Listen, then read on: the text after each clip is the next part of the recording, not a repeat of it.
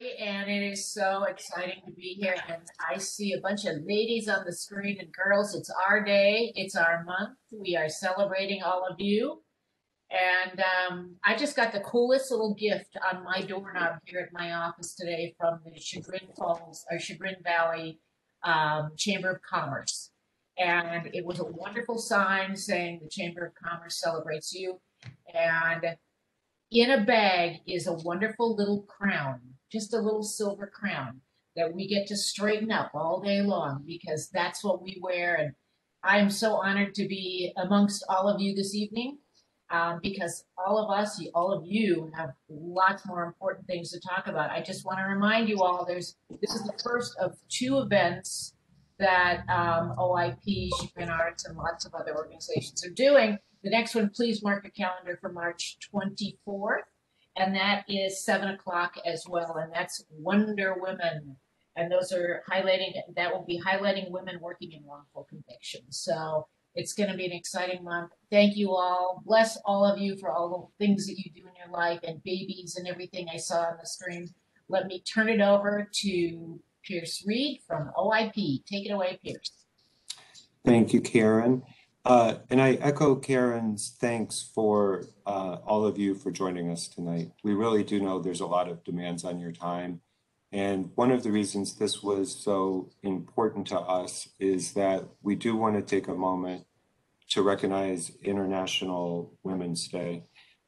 It's particularly important, I think, not just because of the history that we see being made right now, the first woman to serve as vice president, the first woman to be the secretary of the Treasury, something that not even Hamilton would have recognized, but also some of the great women in our own lives right here, both personally and professionally. And part of that certainly includes Karen, who just is an amazing leader in so many different ways. It's about education as well as supporting the arts, supporting organizations like OIP. It means the world to us. It's another way that we get to help people understand the impact of wrongful conviction on individuals, families, communities, and society as a whole. And it bears mention that Chagrin Arts also has two great women leading their board, Patricia Hainish and Beth Cohen, both of whom are just incredible people and also great leaders. Before this presentation began, I was thinking back about one of my favorite songs with Miss Aretha Franklin and Annie Lennox. Sisters are doing it for themselves. But one of the things that I want to be really mindful of is that women don't just do it for themselves, they do it for all of us. And that is true even in a pandemic. So especially for any men who have joined us tonight, it's time to stand up and do your part to help promote not just women's equality and equity and opportunity, but to thank them for everything that they do, not just for us as individuals, but for our society. As we move forward, I was thinking about how the arts and the law often interplay, particularly in wrongful conviction. And Karen has done a great job of helping bring awareness through the arts, particularly in Northeast Ohio. But these connections run much deeper. I was in a seminar this morning that was talking about bias in forensic science. And I was looking at some of the materials that were used and the research. And one of the studies that came out of it that was really important actually involved orchestras. In the 1970s, in the top 5 orchestras in America, there were fewer than 5% of the members that were women. And 10 years later, in the 80s, none of these top orchestras had more than 10% female musicians. And one of the things that they started doing was putting a screen between the panel of judges and the person who was auditioning.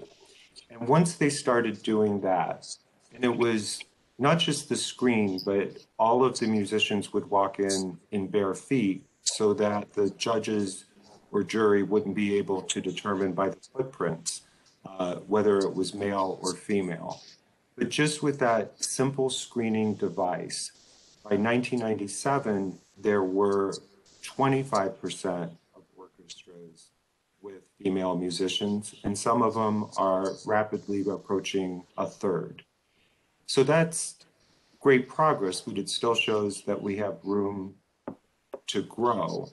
And what was fascinating about that study was in order for female musicians to even be considered for a place at the table, the screen increased their likelihood by 50%. So even simple things can make a big difference. And one of the great things about that study is it's now being applied, at least in principle, to some research in the UK about using a screen in a courtroom. I don't know if that would be constitutional in the United States, but it's the kind of research that's really important for all of us to keep in mind. And by all of us, I include people in the innocence movement. We do some great things, but we have to look at ourselves as well.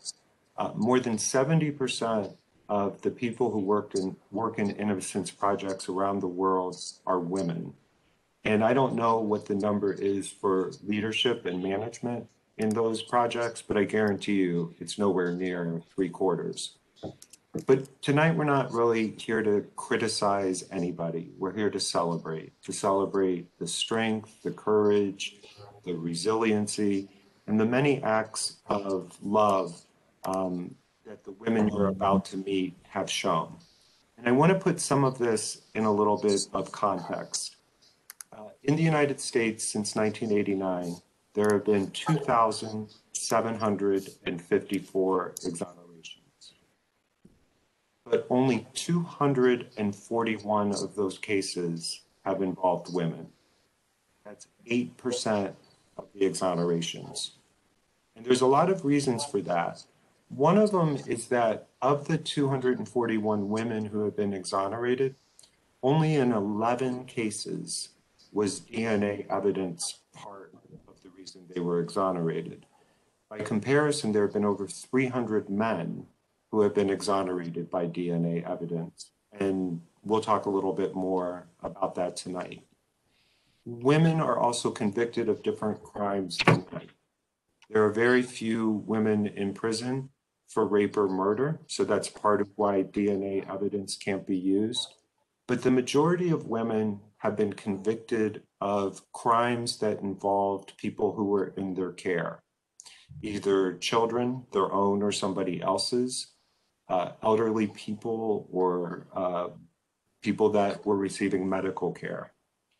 And of the women who are in prison for murder, 30% of those who have been exonerated were cases in which the murder victim was a child.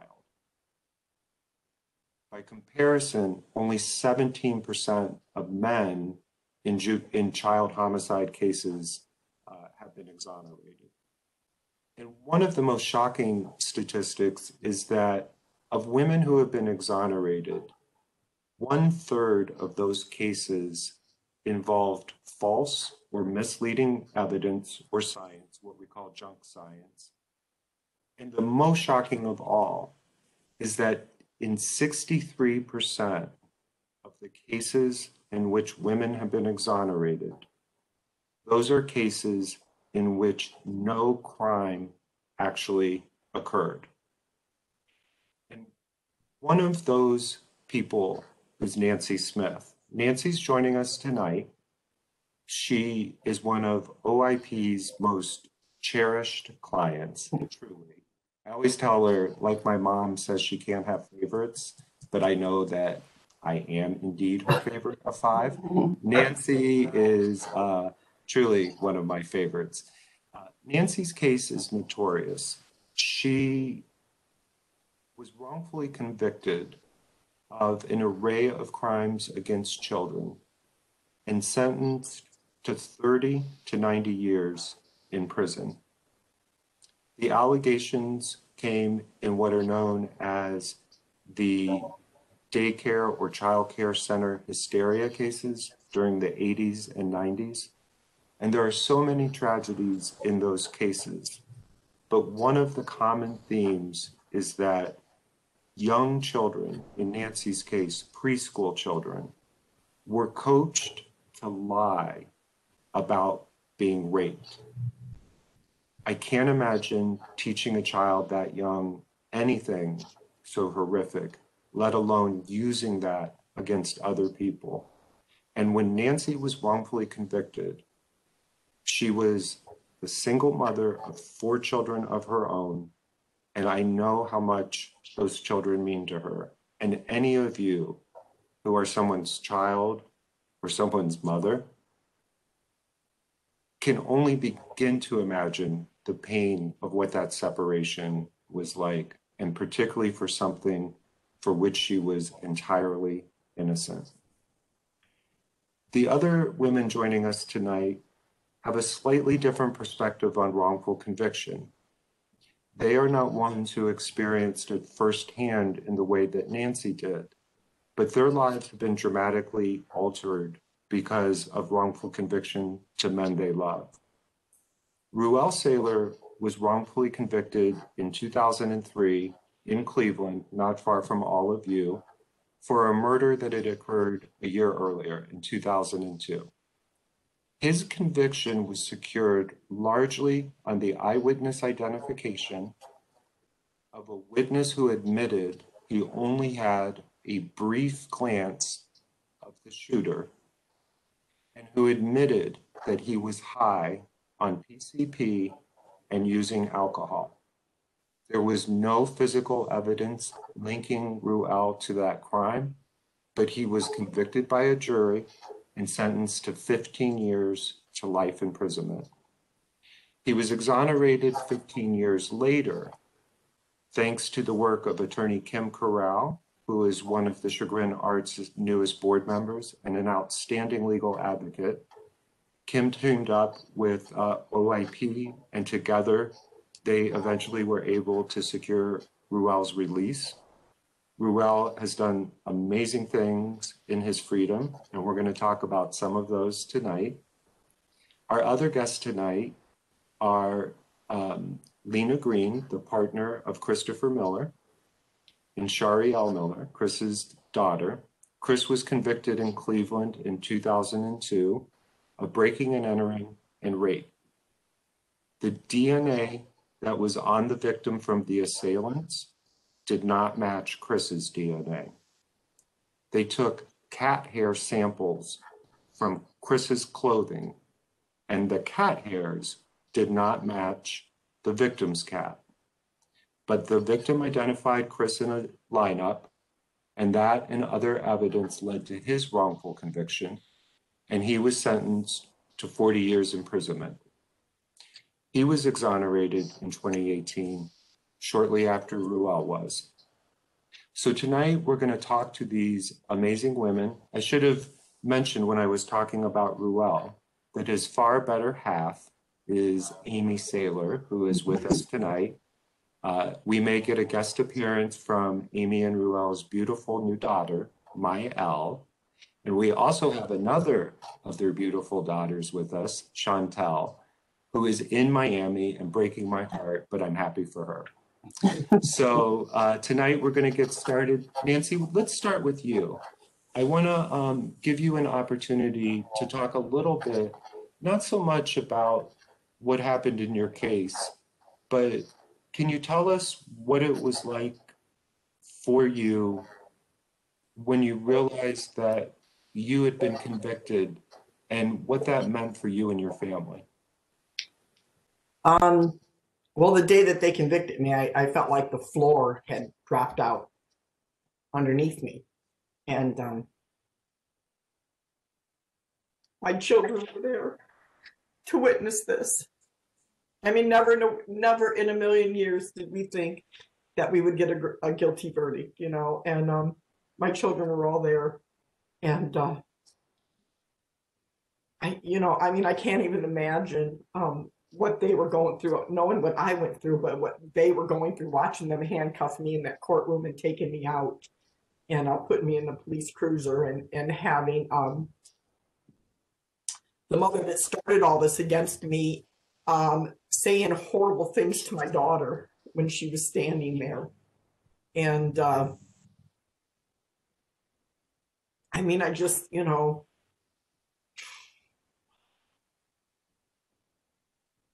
I think that's just a day that I can never forget. But I just can't imagine the pain that I was going through. I can't even imagine the pain that my children were going through, that my sisters were going through, that my family that was there, that, you know, was there every day in that courtroom supporting me and standing by me and, you know, giving me strength to face the uncertainty that I was facing. And,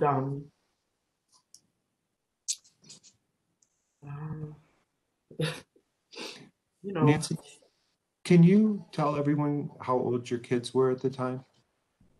my oldest one was 18, and then I have my second daughter was 15, and then my daughter Courtney was 14, and then my youngest one was 11. And what happened to them once you were taken into custody? Well, you know, the sad thing is that you know, this judge never asked me what was going to happen to my children. Nobody in that courtroom seemed to care about my kids. Nobody said, hey, you know, what are you going to do about your children? Do you have arrangements? I mean, nothing. They just sentenced me and took me off, and there were my kids.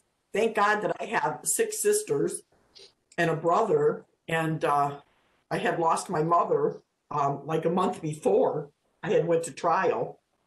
And, you know, my family just stepped up and took care of my kids. They just, you know, they just stepped up, and they all went to different homes, but they were all with family.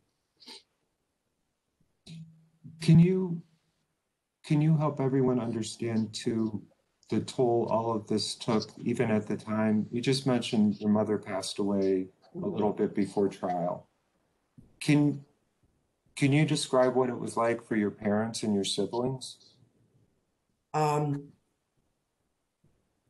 I mean, my mom and dad were just beside themselves. You know, they were just like, this, you know, this is not my daughter. My daughter didn't do this. This is crazy. You know, we didn't raise her to be like this, and, you know, whatever. I mean, my family, my mother's sisters, my aunts all believe that my mom had that massive aneurysm because she couldn't handle what I was going through. You know, I moved into my parents' home when I started going through all this trial and stuff, and you know, you just had reporters coming to the house, people calling on the phone, and just, you know, making nasty remarks and whatever. The Morning Journal, the paper, there was a big newspaper. You know, they had me convicted before I was even tried, and so. I mean, you can't even imagine what my parents were going through every day besides myself and my siblings and my children, you know. People don't take into consideration that when somebody's falsely accused and go to prison, not only do they go to prison, but their families go to prison because they're with them. They might not be physically with them, but mentally, emotionally, spiritually, they're with them through this whole thing. So they themselves are in some sort of a prison too.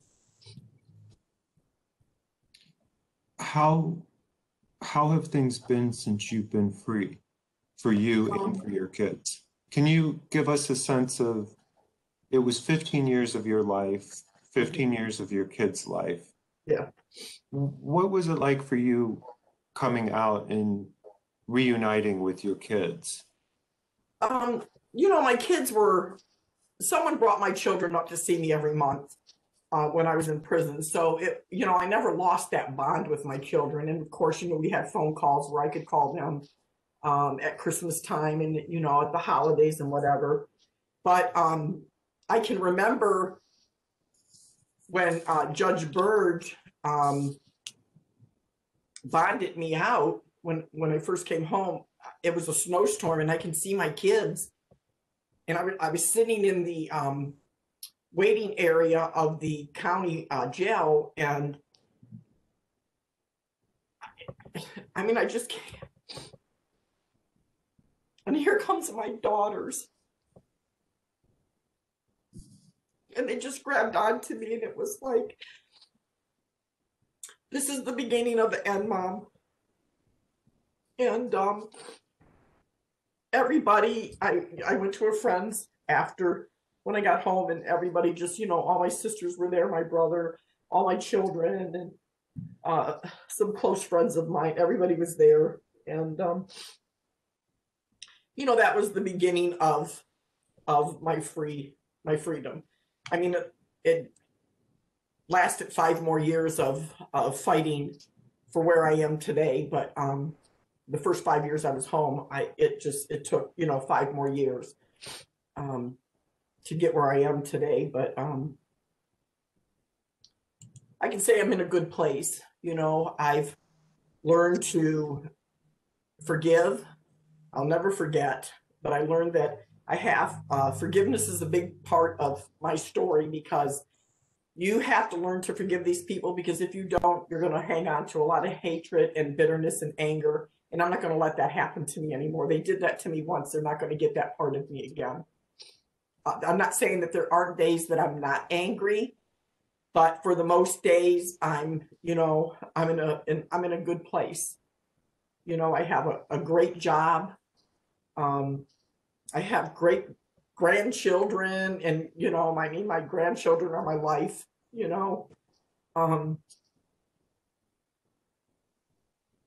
of them were born when I was in prison, so just to be able to come home and have that bond with them again. And I had one more grandson that was born after I was home. And I told my daughter, Courtney, I was like, see, Court, I said, he knew you were going to be the one that was going to be able to do this. So, I said and that's how he opened doors for me, things that I missed, I had a chance to experience. I mean, I wasn't there for my first 8 grandchildren, but I was there for my last. And I was there for my 2 great grandchildren.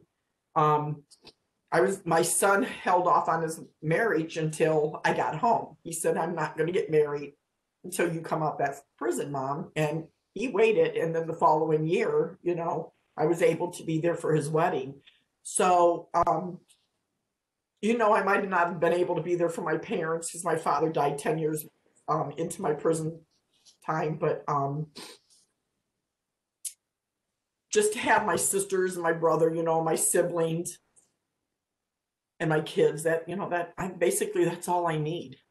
I just need my family, and they've been there for me 100% from day one. And, I could say that I'm really in a good space. Good. Nancy, I know faith is also important to you. Yeah. Can you talk about how that impacted you in prison, getting through those 15 years? Well, I always, when I first went to prison, I was so angry, and I was so filled with pain and anger and hatred. And I just thought, I don't know if I've kind of lost my hope in there, not knowing if I was ever going to come home, or what was going to happen to me. How was I going to deal with this? What was I going to do with this? And I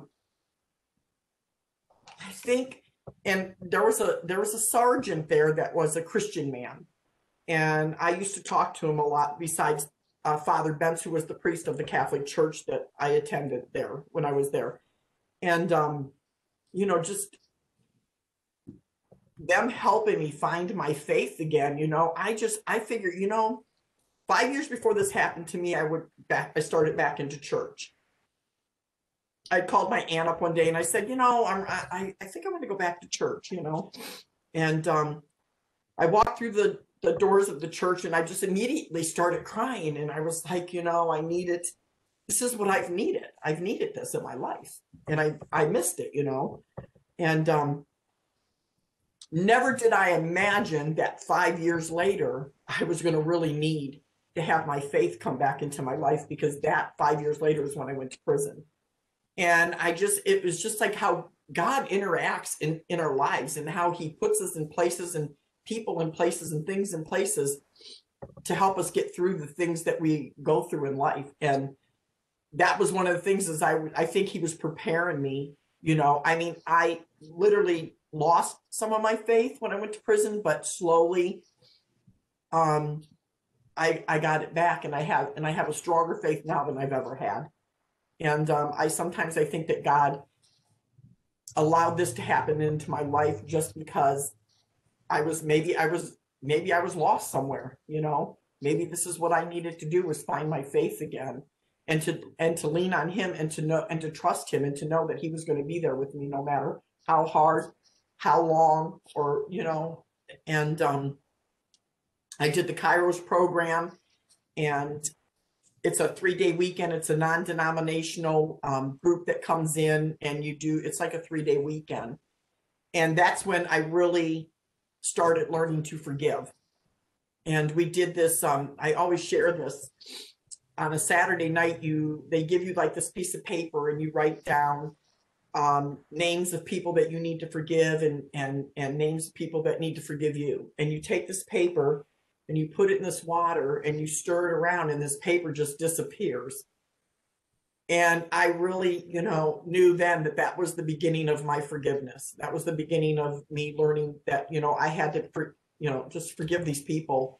I mean, I'll never forget what they've done to me. But in order for me to live, to get through that prison time, and to get to me where I'm at today, I had to forgive, and I had to keep my faith. And you know, so you know, it was a work in process for me, you know, from the day I walked through that prison to the day I walked out of that prison to where I am today. If that makes any, does that make sense to you guys? I mean, it's just like, you just got to have faith. You got to have hope. You got to believe. You got to know that God is there, even when you think he's not. I can remember falling on my knees in that prison cell and just saying to him, why? You know, I felt so despaired. And I was like, just why me? You know?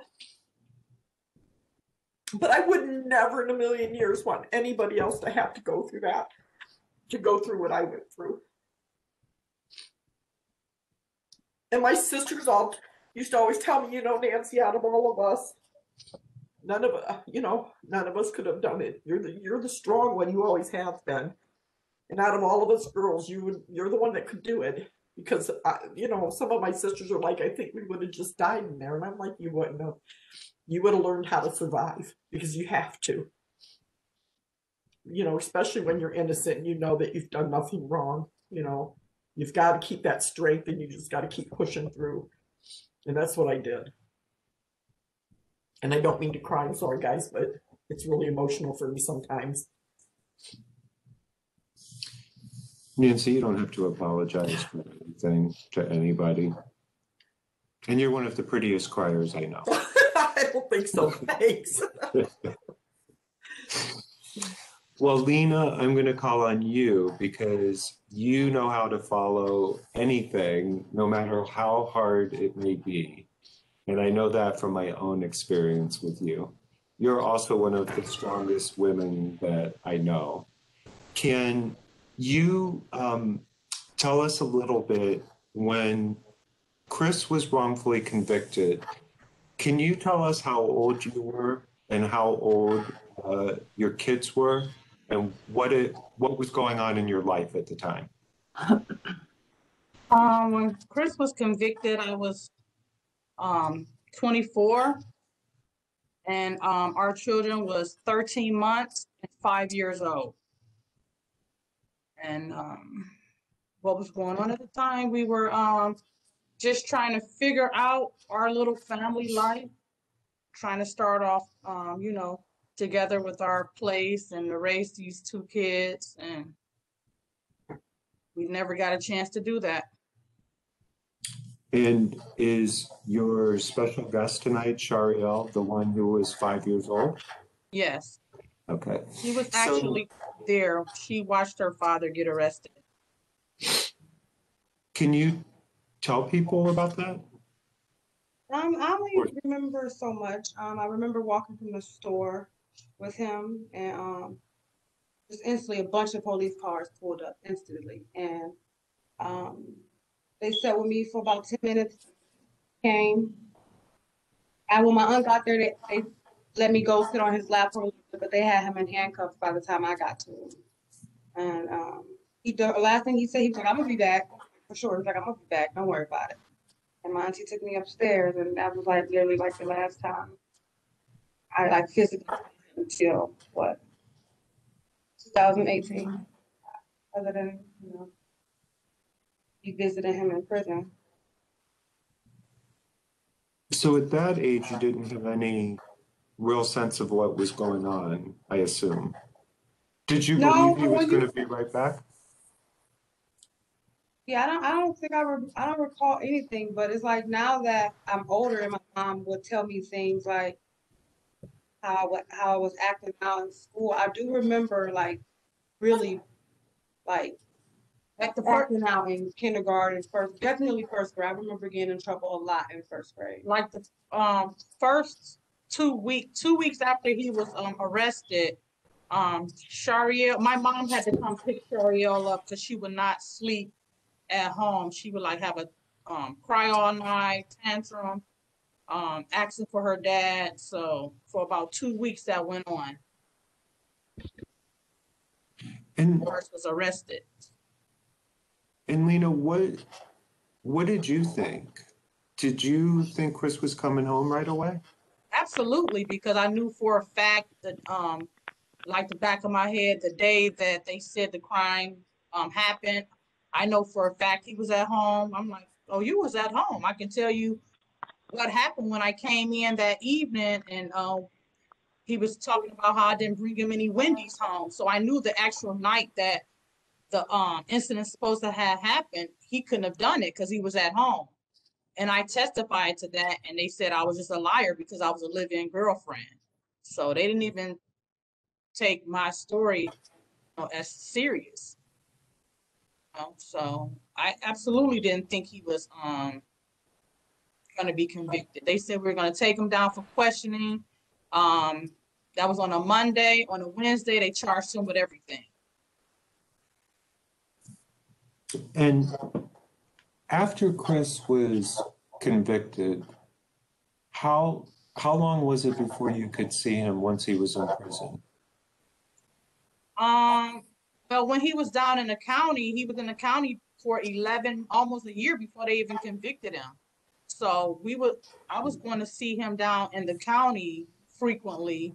So, and then I guess the routine, once he's convicted, he has to go to like a camp in Lorraine before he really gets to his destination or where he's going to be. So probably about 6 months after that. And, after he was convicted, and then I had to learn the way to get there because then they didn't have GPS or anything. So, 25, 24 years old, trying to learn how to go somewhere that you never drove before was with two small kids was crazy within itself. So I would take a dry run, 2 hours there, 2 hours back, just to make sure I know where I'm going on visit day. And did you ever have any doubt about taking the kids to see their father in prison? No, not at all. Can you tell people about that? Like, how important was it to you for the kids to be able to maintain some relationship with their father? It was very important because I know what type of father Chris was and would have been in their life. Like he was so dedicated to the children. Like his kids was his everything. He's the only child, so he don't have any siblings or anything. So his kids was his world, like, you know.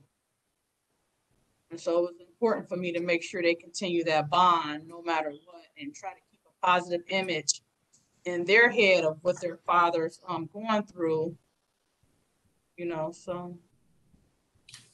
And how were you able to do all of that and also support your family? I just did it. Just try to make arrangements for off days to take them down there. Like I said, Chris was the only child, so he didn't have any siblings or anybody to help take that load off and take them to visit him sometimes. I had to do it. His mother was disabled, so everything was basically on me to keep him involved with his family, with his kids.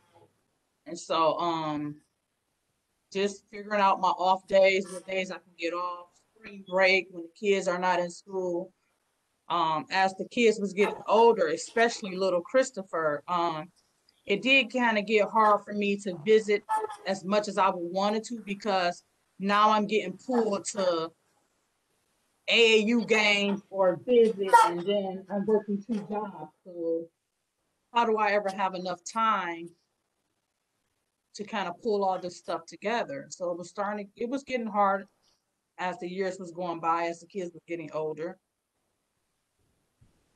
And what were you doing for work? For work, I worked at a child care center. I did that for probably the first 7 years because it was easy and convenient to take the kids to work with me. So I did 2 child care centers. And then eventually, as the kids got older and didn't need child care anymore, I eventually went to healthcare. What was the last part you cut out? As the kids got older?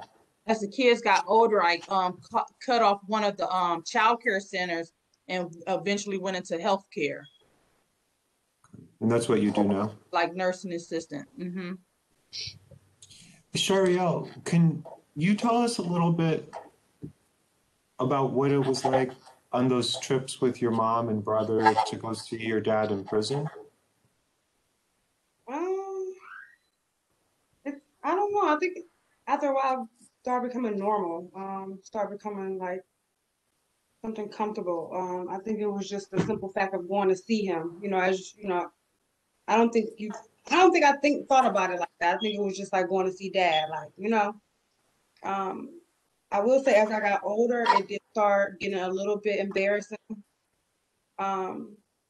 Especially with trying to tell friends or peers, like if people ask me about my father, and you have to tell them, oh well, he's in prison for this, but he didn't do it. And first thing they think when you say that is he did it.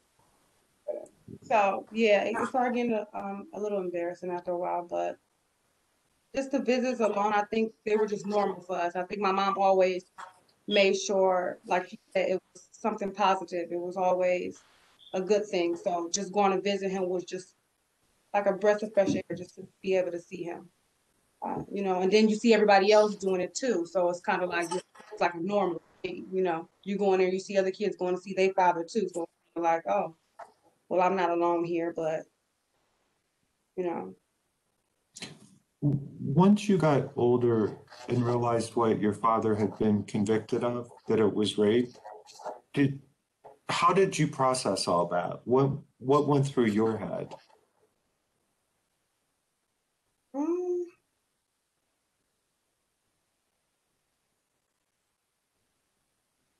um, I can honestly, I don't know.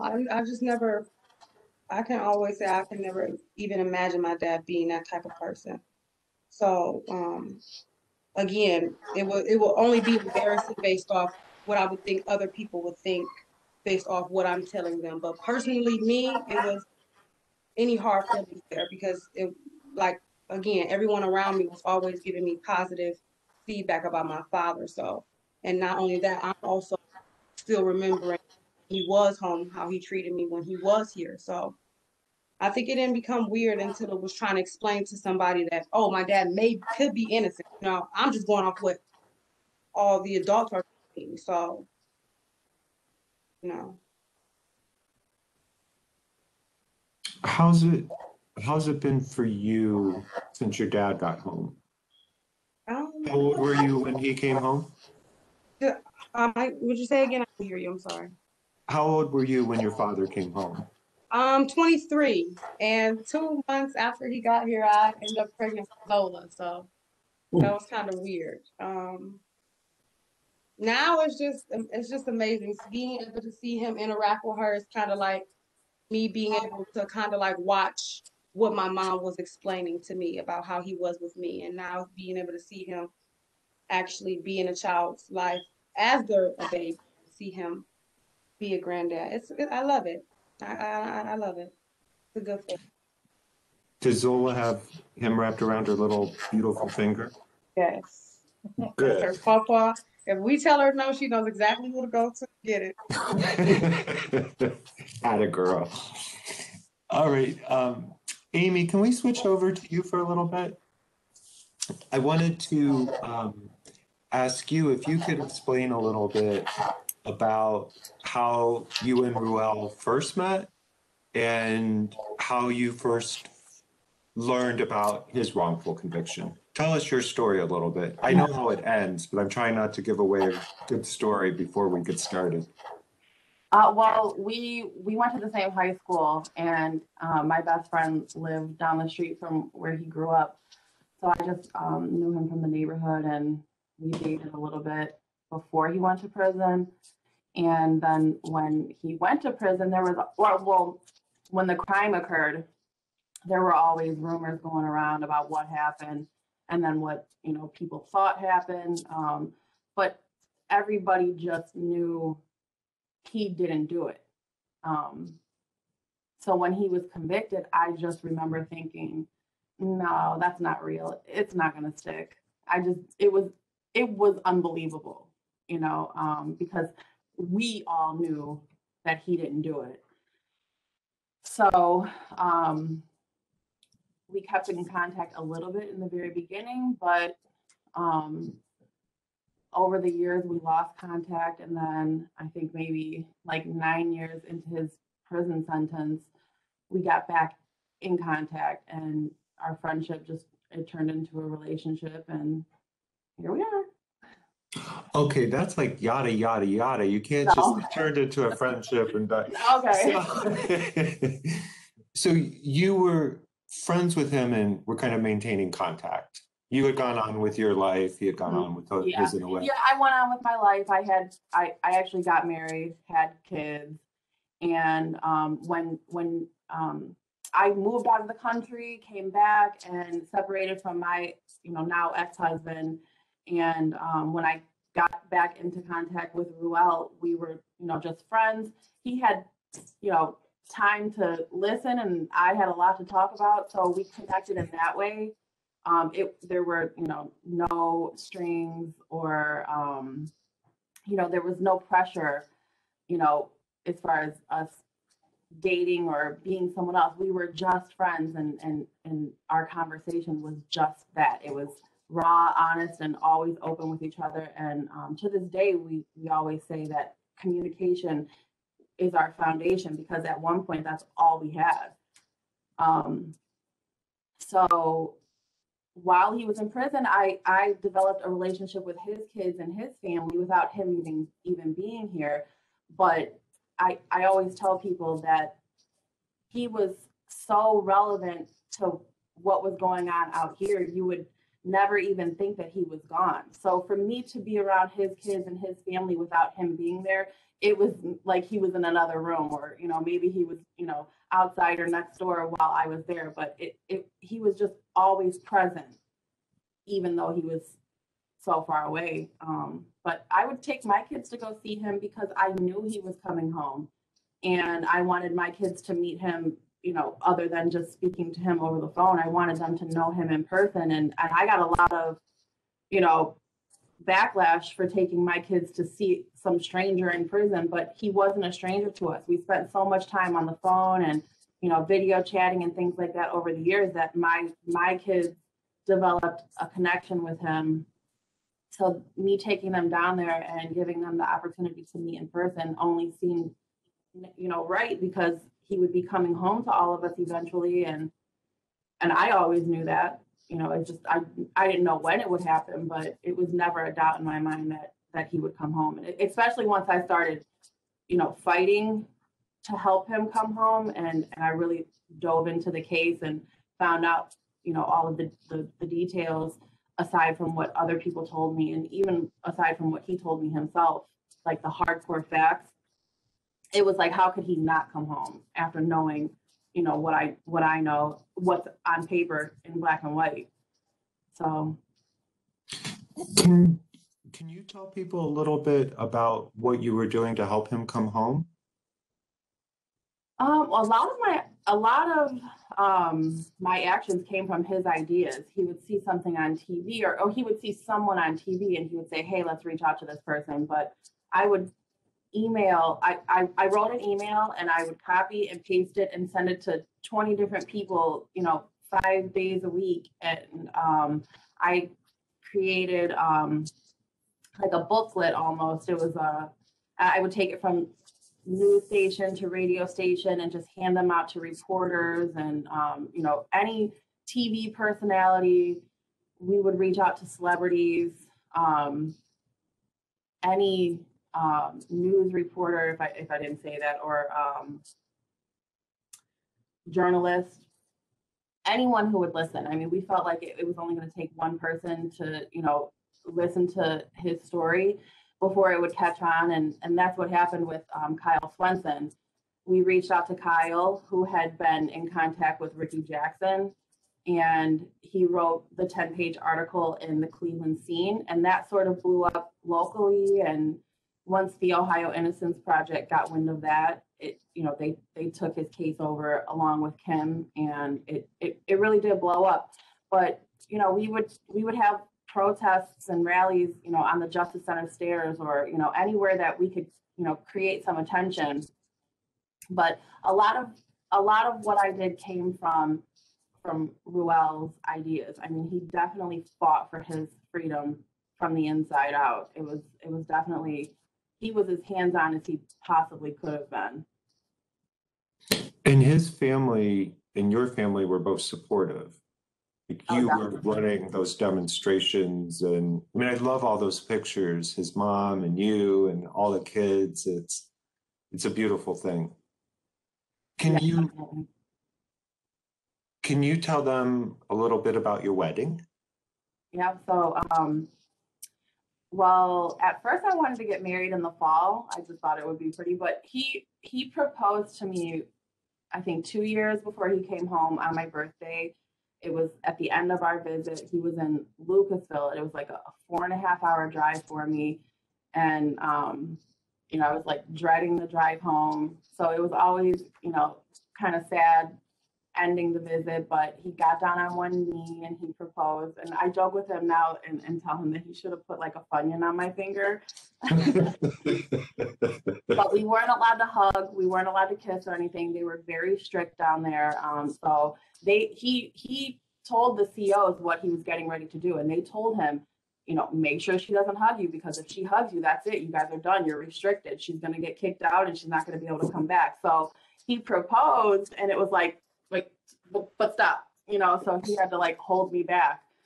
But so when he came home, you know, he was home for a few months, and we talked about getting married in the fall, but then we decided to get married on his 1-year anniversary on the Justice Center steps, because it meant so much to us, and the fight to bring him home. And in my vows, I even say, you know, today proves that nothing can keep us apart. You know, as hard as we fought, standing here right now proves that, you know, we were meant to be together and nothing can keep us apart. And who was the officiant at your wedding? Yep, Kim. Yep, so she was right there, right along with us during the fight. And so it was only right that she married us. I love that part. We have a great video available of that. If anyone's interested, they can reach out to Karen or I. Chantel, I want to bring you in, and I think this is one of your first speaking appearances, so we feel particularly happy to have you with us. Can you give us a little bit of perspective on your experience with all of this? If you recall when your dad was convicted and what went through your head? I think I was like 2 years old, so I really like can't remember like the actual conviction. All I remember is like just being like phone calls. Like that's the main thing I remember because our dad called us like all the time. But at the time, it's like it was hard for us to build a relationship because we were so young, and most of my sisters they were younger than me, so I had him for like a short period of time. Like I probably had like one birthday with him, maybe two. So like when we first started to get the phone calls, we knew he was our dad, but we would call him L. Like, hey L, oh L's calling us because we just like we wasn't used to saying dad. Like to this like we didn't start calling him dad. I didn't start calling him dad until he came home. Like that may sound crazy, but it's like I really felt the connection. But he's always been my best friend. Like anybody can ask. Like man, like people say this all the time. Like that y'all play favorites. You're his favorite. Like because me and him, like I don't know. I think we think alike. We just connect on like a totally different level. I don't know. I don't know the conviction part, but it was just hard because it was like part was like resentment because I didn't have my dad, so it's like I go to school, be like father-daughter stands. I'm like, well, I don't have, or talk with my friends and they talk about their dads. Like, I just be left out. But I like always be like, well, he's convicted for something he didn't do. But I didn't learn like the total knowledge of it until I got to high school where I had research papers on different things or I see different articles. So I really started to educate myself as I got older. But growing up, it was like half and half. Like my best friend and part of me was like, like I don't know, like scary part. So when you were in high school and you started to understand things in a different way, what was that like for you to be reading something like the court system, learning about it for a test in government and how it's supposed to go, or how so much of the system is impacted by systemic racism and bias? Were you processing all of that? Did it make sense to you, or did it seem disconnected? No, it made sense to me, but I just found it like appalling, like that, like this is the world that we live in. Like, we supposed to trust in our justice system to make the right choices. And here it is, like my dad has what, 4 kids? No, sorry, 5 that he didn't even get to see. Like they took our whole childhood away from us just based off of like, and then like once I got the information on the case and like the evidence portion, I'm like, this cannot be real. Like this is not even, they don't even have the evidence, good evidence to really make it stick. But y'all still said like, well, I say you did it. So 15 years to life, and I really don't care what else you have going on. Like that's just the end of that conversation.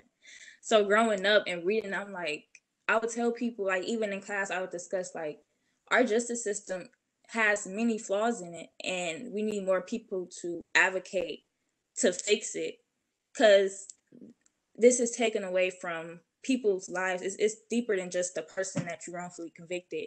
They have family members, they have kids, so this all impact them, and it also impact our mental state. Like everyone can't, like he can't come home and everyone have like a buddy relationship. Like it takes time for us to build the actual father-daughter relationship because he was gone our entire life.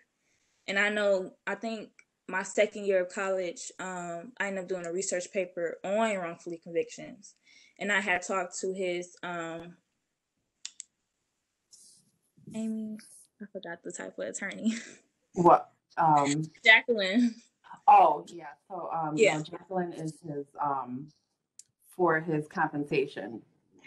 So I had talked to her and him about, many different things, and just talking to lawyers that work in that type of field, like gave me a lot of insight. Like, wow, like it's so much deeper than just my dad. It's like, and me researching and seeing like different people is just like, this is crazy. Like, so now I'm getting to the point where I do want to start getting into like learning more about it and like advocating, because it's hard for children like to grow up and see this, because you really it's got people saying like he did it, you know, he's wrong, well, it was his fault, then it's people like, you know, that's like he's wrongfully convicted, like the justice system just failed us right now.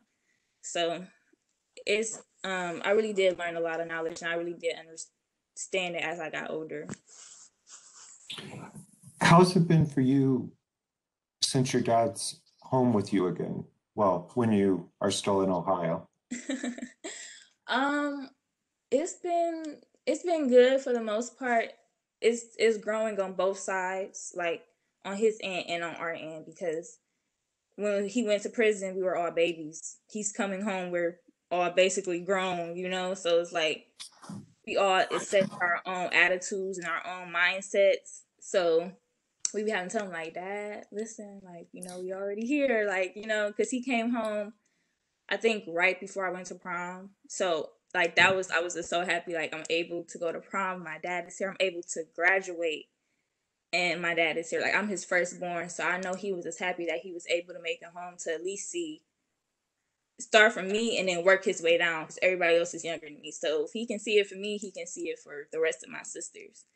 But it's been like a work in progress. But like I said, like I always felt like my dad was my best friend. So like still to this day we can just talk.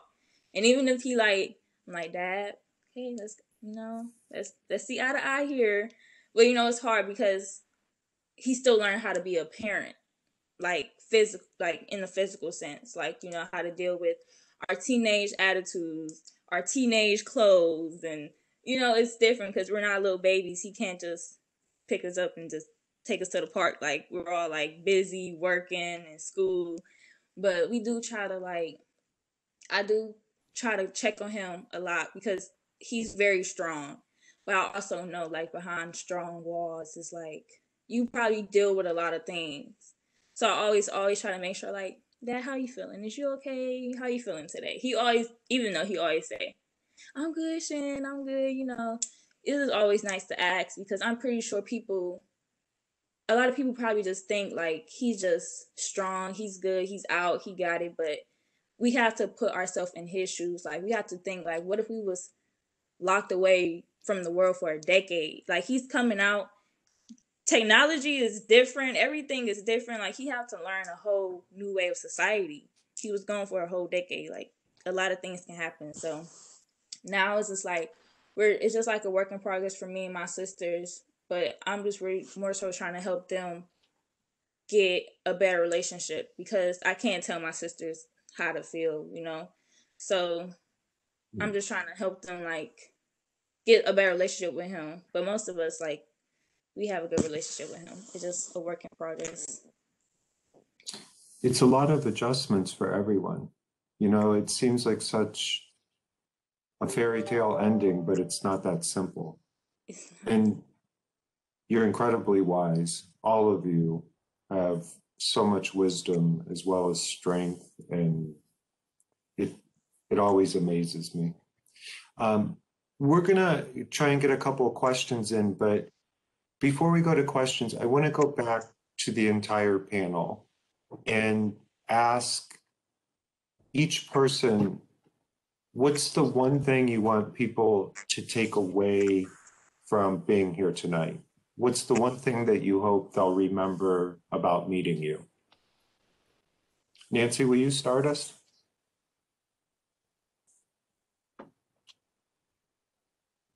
Oh,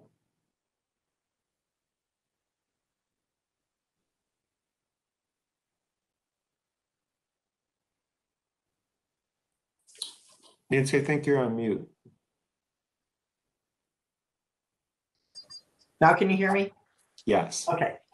One of the most important things is to, you know, never judge somebody or never believe what you read or hear or whatever, because, you know, I know a lot of people say, oh, yeah, they went to prison, you know, they must have been guilty of something, but that's not true. Just because you go to prison doesn't mean you're guilty of anything.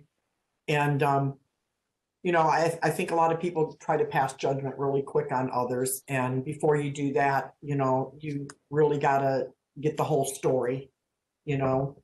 And I just, you know, I was one of those people that probably was one of those people that judged people, but just by what I read in the paper or just what I heard on the news or whatever, you know. to have this happen into my life has really changed my perspective on a lot of things. And when someone tells me, or someone says, look, at there's a friend of mine and they're innocent, can you help me? And, so I try to give them whatever little advice I can. And, I try to hook them up with the Innocent Project. I know that they are overwhelmed and they're, really have a lot going on, but I think it's just listening to the person and not passing judgment on them. You have to believe when we're telling you, we're screaming and yelling and fighting and carrying on, whatever. We're serious about our freedom and we're serious about our innocence. It's important. It's important to believe that. And it's the part people overlook all the time, so that's great advice. Lena, what would you like people to remember about you tonight?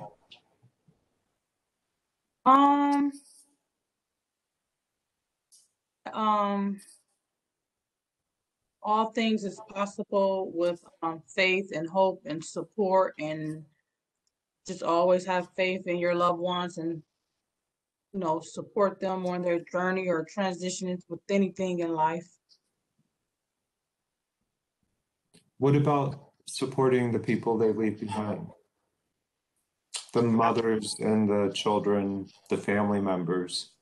That's pretty much, that's what I'm talking about as far as me being a mom and the mother of children, just to if you believe and go with faith and hope and just support surroundings. Okay. Shariel? Personally, what I want people to know about me, I don't know. I don't feel like this is really about me technically. What I will say, I don't know. I've never in my life known you not to have something to say.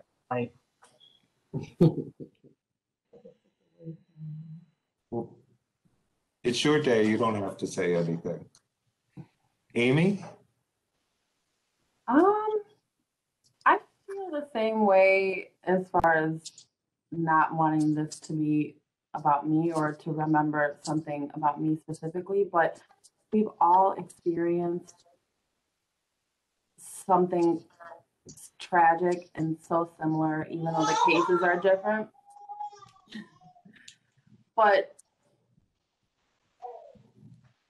we can all relate to something, and we have to know that there's a network out there for when we're going through something. There's always someone to reach out to, and that's each other, because we've all experienced something that has to do with wrongful conviction, and it's so easy to forget that with the day-to-day hustle and bustle, and just see each other in passing and not think about what we've been through. But we've all been through something traumatic, whether it was, fighting for our loved one and losing them for the time that they were gone, and then the struggle that we're experiencing having them home.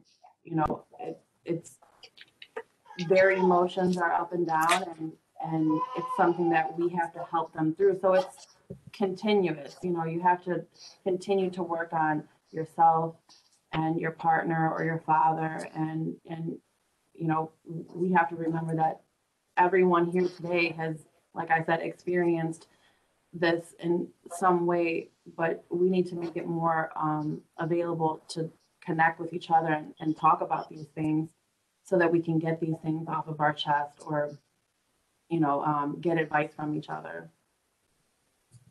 That's great. Chantal? Yes. Parting words of wisdom? Yeah, I'll just piggyback off of what Amy said.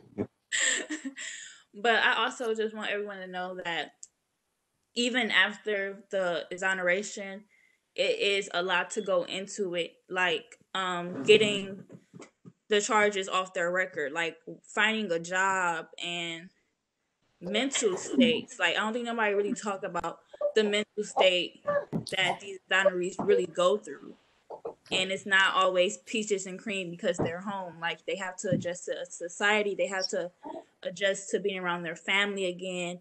And also think about the children. It's not just as easy for us as well. Like it's all a work in progress. So I want people to really know that just because you see it on the news and it's like, oh, happy day, it's like it's still work, real hard work to get to a comfortable space on both parts. So yeah, that's pretty much what I have to say. It's all good. Well, anybody who needs to leave, including our panelists, please do so. I try not to ask too much of you, and we don't want to take up too much of your time. But anybody who does want to stay is welcome to. And if anyone in the audience has questions you want to ask, you can either type them in chat, or I think you may be able to raise your virtual hand.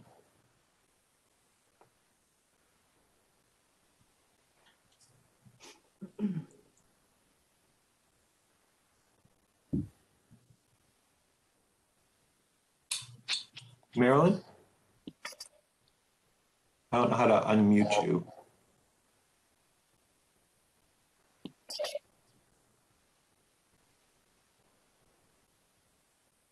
Katie, can you unmute Marilyn Weiss? Yes, she's unmuted now. Oh, okay. Can you hear me now? Yes. Oh, I just really want to thank you all. The Ohio Innocence Project. It's amazing. Most of all, the brave panelists. It's only my second time to be included in one of these, and it's very moving to me. I have a couple questions if I could ask. Made me remember the 80s and how I sort of myself bought into the whole scare that was going on in California with the Martin case of the daycare center. And it really, it makes me very sad that I myself bought into that without really knowing. And then having the whole QAnon thing happen now where they think so many Democrats are pedophiles and satanic, and how these things can take hold and how scary that is. And I was wondering and hoping that maybe the facts really came out and the people that were accusing that wonderful teacher, not reading very well, was that Nancy that was?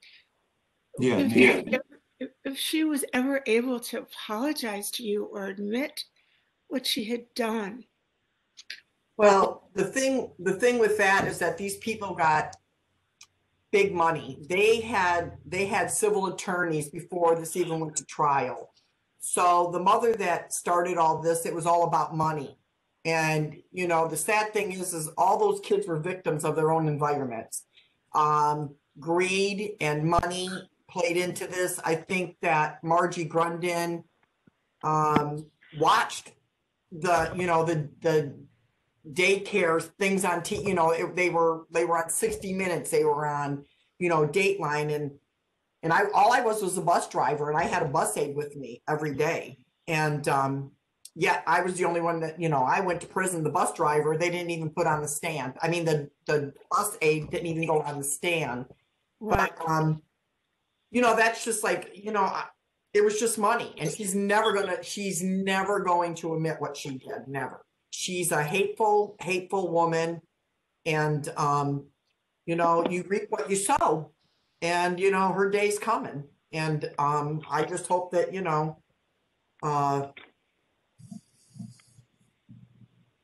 she doesn't go through I hope that she doesn't have to go through what she's put me through. That's all I can say to her, oh God, I don't know. Sometimes I can't even talk about her, but it was just money. It was just money. She used her child to get money, and the rest of these people just jumped on board because they seen a dollar sign for their kids. And that's what's really sad, is that So a sad. parent would use their child to destroy another parent's life and take, you know, like I said, she didn't just take me, she didn't just put me through this. She did this to my children. She did this to my family. You didn't just do this to me. You did this to my kids. You know, my daughter and my two daughters were walking home from school, and she's seen them, and she was driving down the street and she put out her middle finger at my kids and would say things, you know, and it was just like, the day that they convicted me, she told my daughter she got what she deserved. I mean, what kind of woman is this? You know, you just got to pray for people like that. You just got to pray for her. She's putting her own child through what she put me through. She's now doing to her own child with her grandchild. So, you know, it's a sad situation. But so sorry for what you went through. yeah. And what you're doing now, though, to speak up will help a lot of people. Well, I hope that, you know, even if my case helps one person, you know, or helps 20 people, I just, you know, to be accused of child molestation is probably one of the worst things that anybody could ever accuse anybody of. And especially somebody who's a mother, you know, of 4 kids. Nobody talked to my kids. Nobody ever questioned my kids. Nobody ever gave a shit about my kids, you know? And it's just horrible to be accused of something like that. And it's just really sad that there's people out there that do that to people every day. I mean, it's just, we live in a pretty sad world, and it's sad that the justice system doesn't do anything to try to correct this, you know, and try to stop this. You know, it's sad that they don't listen to the whole story. I mean, I had never been convicted of anything. I've never been, I mean, I got a speeding ticket, you know. That was the worst thing that I've ever gotten within the justice system. And this woman 2 years prior, you know, was arrested for 2 kilos of cocaine in her home with X amount of money, and she put several people in prison, and she got a slap on the hand and a $50 fine. 2 years later, she turned around and did this to me. Wow. So that kind of gives you the character of what this woman's like. And will she ever apologize? Absolutely not. Okay. And you know, I really don't think I could accept her apology at this point. So I try not to be angry about it, but you know, sometimes when it comes to her, I have a real hard time being nice. Very understandable. Yeah.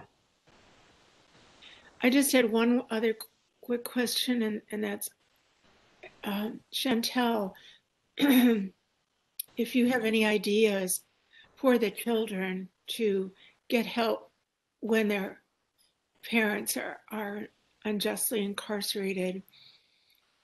You know, like there's things on Facebook, parents helping parents. And I was thinking something like that might be of help. And just wondering what you thought, if you had any ideas.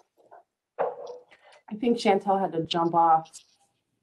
Oh, she did. Okay. And I don't see her on here anymore, but that's okay. You can give her a message with me.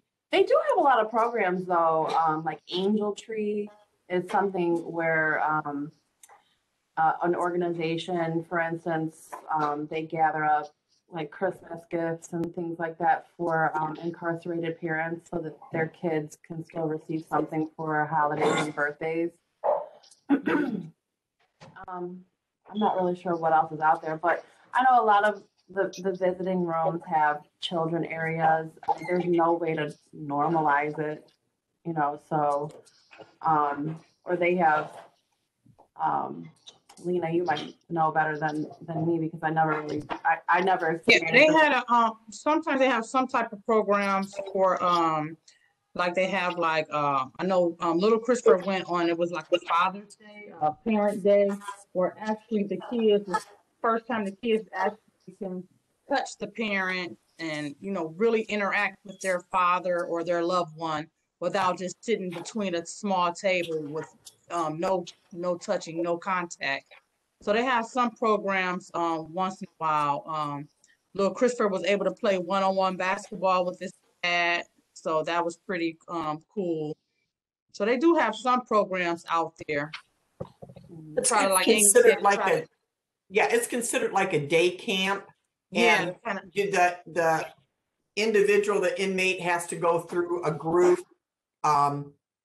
It's called parenting, you know, and you Yeah. have to complete this group. And then once you complete this group, then it opens up the door for you to have more interaction with your kids. Like they'll be able to actually go, well, in Marysville, they were actually allowed to go onto the grounds. They would keep, you know, of course they were separated away from all the cottages and everything, but over by the school, they would set up like, they would get like bouncy houses and stuff like that. And these kids were allowed to interact, and they'd have picnics outside on picnic tables and stuff. So that's pretty much, I think, is that what you're talking about, Lena, where he was able to? yeah. Yeah. That's great. I was just thinking more about how the children can connect with each other. Oh, you across. and like a group for kids to kind of interact with each other, because these are kids that probably go through the same thing, like peers, or they'll Yes. have something in common that they can kind of relate to with one another outside of prison. Yes, and there's things like that on, you know, on Facebook for parents who have lost children, for example, parents helping parents, and it's helped so many. So I thought that might be something that might help. Well, now that my daughters are older, my sons have never, but my two daughters, now that, you know, that they're older and whatever, a lot of times they'll go with me to the conferences, and they get to meet, you know, other exonerees and their families. And, you know, like they have a group in these conferences where they'll have a panel set up for kids who are, you know, whose parent has been falsely accused and exonerated. So they do that at the conferences for the Innocent Projects also, which is good. So many good things about the Innocence Project. Good. Yeah. We have one last question. If you could just give quick responses to this. And the question is, what has been the best way We to can't hear you, heal? Pierce. The question is, what has been the best way to heal as a family after your loved one's release from prison or from your own release from prison? I say spending as much time as possible. Trying to get to know them, trying to get to know them come out totally different than how they went in. So Especially they go into prison and the kids are toddlers, 1 and 5, and they come home and they're young adults doing their own thing. So I think it's just important. The healing is still, I think it's going to be a long time coming, but I think basically it's just like to kind of just spend time together. Like healing will come with time. Yeah, it's gonna come with it's time. gonna come with time. So I think basically trying to make new memories, not live in the past, just trying to make new memories for the future and just, keep living. Yeah, I think everyone just needs to be patient because, the parents didn't grow with their kids, and they're coming home to, young adults with, everyone has different personalities. And, for like the men, for instance, who are in prison, they're used to dealing with, rough and tough men all day. So to come home and be a soft, loving, caring, gentle parent can be difficult, because in prison you have to be hard and, watch your back or always, on defense and like in Ruel's case, coming home to all daughters, 6 daughters, 6 different personalities. It was an issue. He, had 15 years of routine, and they had 15 years of, growing from babies to children to women, and everyone has to learn each other all over again. So it takes a lot of communication and patience, and a lot of, I think a lot of men aren't as open to talk about their experiences and how they're feeling. So it makes it even more difficult to, sort of like break down that barrier and figure out what they're thinking and how they're feeling. So it becomes even more difficult. Mhm.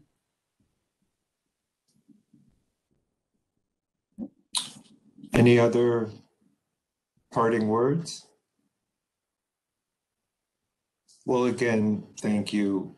Thank you so very much, not just to Chagrin Arts, but to Nancy and Lena and Shariel and Chantal and Amy, and a guest appearance by Mael, who is just such a beautiful symbol of hope and something to look forward to after all this pain.